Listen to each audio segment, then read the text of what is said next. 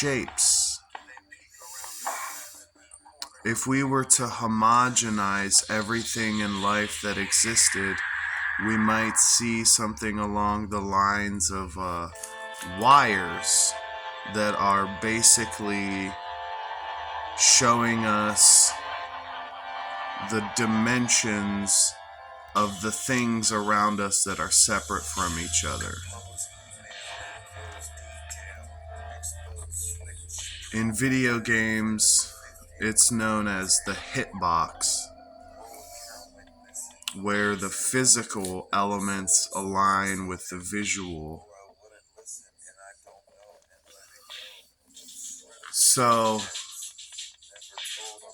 a way to root your mind is by rooting your eyes, which will naturally be drawn towards things with certain shapes, colors, or amounts of light.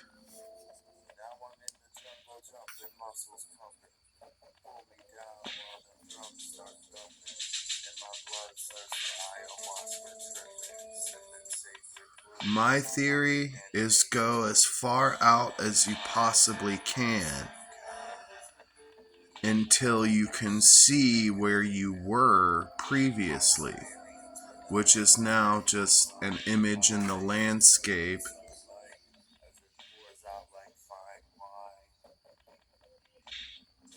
The whole meaning of life is to acquire information, knowledge, and to experience every single aspect.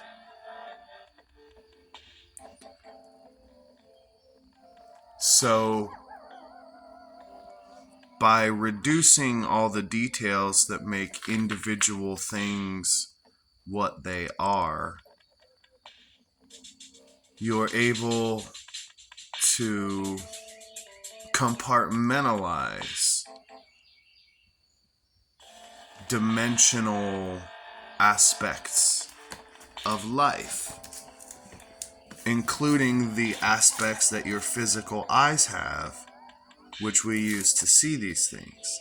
You know, for every amount of straight lines on this grid that you can fit in a shape, there are those same amounts, dimensionally speaking, of straight lines in your eyes.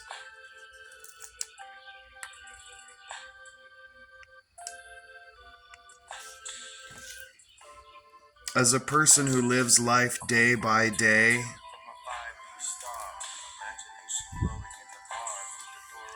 my mind escapes me, myself escapes me, and I find myself drifting in an empty, thoughtless void, and it can be uncomfortable.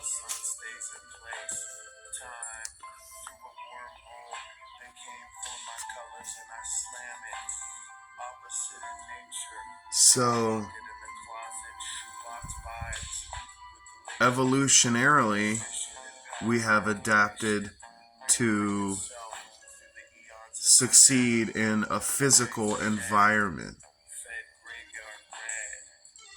Over the past 50 years, our lives have changed so much that we are now either going to adapt to a lifestyle of month by month living in a food world and in a shelter world, and this sort of American culture structure that we've added to our society is the main focus of who we are. And evolution is either going to catch up with this process and cause us to have changes in our physiology, or our society is going to evolve so far that we're not even going to be able to interact with it. Because for 100,000 years, we hunted and gathered. For 10,000 years, we made tools and weapons. You know, for 1,000 years, we had language and spices and for 100 years now we have technology that thinks for us. And so I'm thinking within the next 10 years, things are going to be really weird.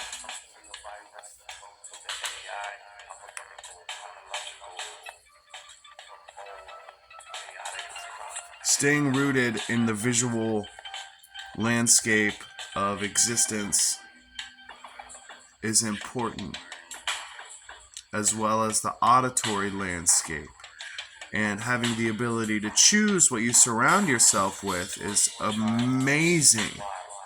I mean, that means you can create any kind of mindscape within yourself as easily as buying a few things that you want, setting them up in a certain way, and observing.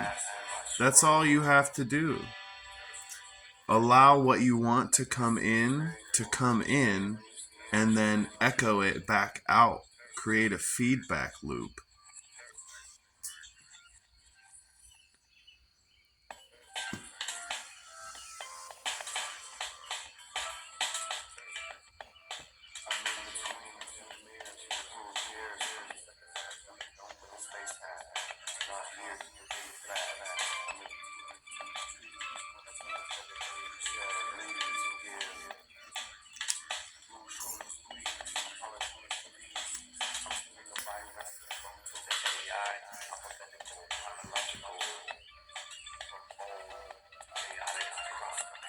Was it Albert Einstein who couldn't wrap his mind around the fact that an innumerable distance separating two parts of a system is irrelevant to the fact that those parts of that system are connected? See, he didn't see the whole system. He saw two parts of it and how they related to each other.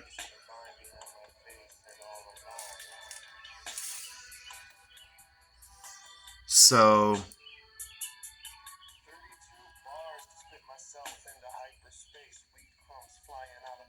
I want to see some evidence of higher dimensional structures. And I already know they exist, but could you imagine if it was as easy as smoking some cannabis and putting your mind through the same steps that replicate this? If you can describe a gear system so perfectly that you're able to actually see a gear, then you have been able to bypass what is essentially, a requirement for a physical need of something in order to trigger your brain into doing this. Because classically, hallucinogens and psychedelics are chemicals that work on your serotonin receptors. And so if we can trigger hallucinations that are known as machinescapes or geometry landscapes that are so complex that they're able to allow the person experiencing them to have an understanding of hyperdimensional existence, like 5D existence, essentially, and can replicate it without the necessity of having that brain chemistry, it would be very beneficial. Most people don't give any credit to visions and illusions in the scientific community, which I find ironic, because if there are literally math equations that describe these shapes and they theoretically exist in the accepted model, why is the idea that you're able to perceive them on LSD shunned by the scientific community?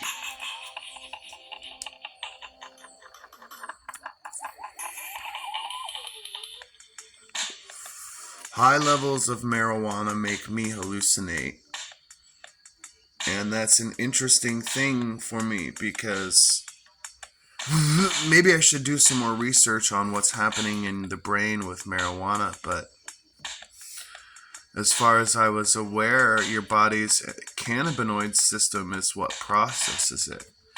And I have not ever heard anything beyond maybe a handful of anecdotal things in earlier years about weed being a hallucinogen. Where do they come from? Where do they go, these hallucinations? What do they mean?